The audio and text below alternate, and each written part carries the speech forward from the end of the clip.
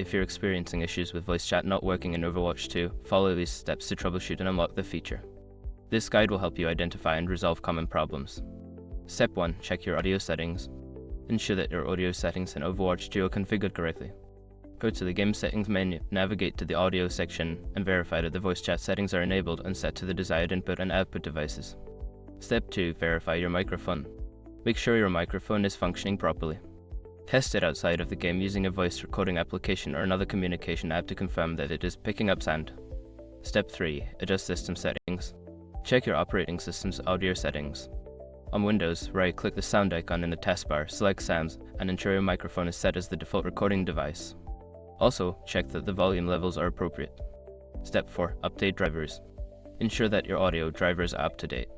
Go to the device manager on your computer, find your audio devices, and check for any available updates.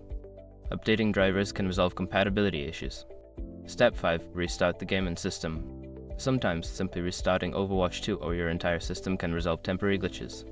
Close the game completely, restart your computer, and then relaunch the game to see if the voice chat feature is working. By following these steps, you should be able to troubleshoot and resolve any issues with voice chat in Overwatch 2.